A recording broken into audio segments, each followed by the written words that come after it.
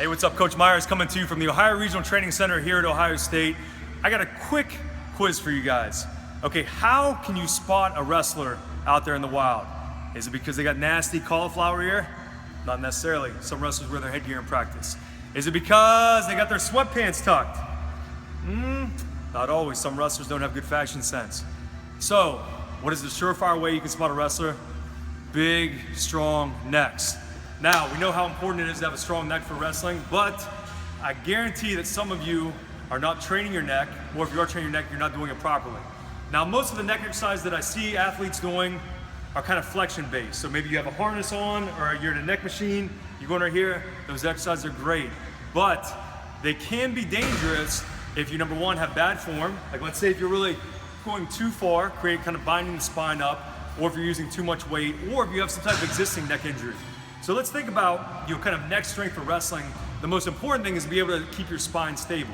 So when I'm in here, I'm hand fighting. I don't want someone to be able to move my head side to side. I want to be strong enough through the neck that my head stays right in the middle for a good head position. So I'm going to show you some movements that kind of work on just keeping the spine stable and building stability that way in the neck. The first one is going to be a multi-direction static hold with a band.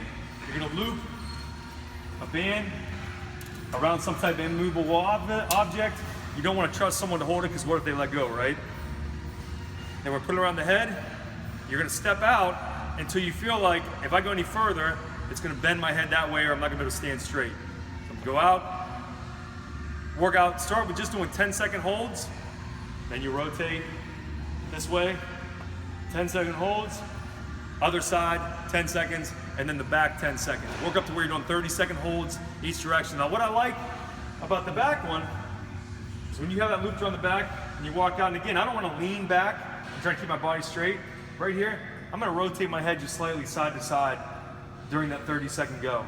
And once you feel like you've kind of mastered that, you can step back a little bit further. Same thing, and again, I'm trying to keep my head straight. I don't want to be bent back or bent forward. Spine nice and straight. Now the other one that I use a lot, that it's great because it's going to make your whole posterior chain fire, it's called a neck plank. You start out on a Swiss ball. I'm going to walk out till I'm in like a glute bridge position, and my spine's going to be straight. I'm not going to bridge up like that. I'm just kind of pushing through my heels and through the back of my neck. Right there. We'll start with 30-second holds. And again, I don't want to let my hips down. Pushing up, squeezing the glutes at the top. Trying to keep my chin like in a nice, good neutral position. Once you get to where you can hold that for 30 seconds, with no problem, you can start adding weight, maybe like a 10-pound plate to your waist and move up from there. Next time I see you, you'll have that big, strong wrestler neck, right? So, for more strength tips related to wrestling, make sure to stay tuned to Flow Wrestling. Also, check out my Instagram @CoachMyers_gut check. Get after it.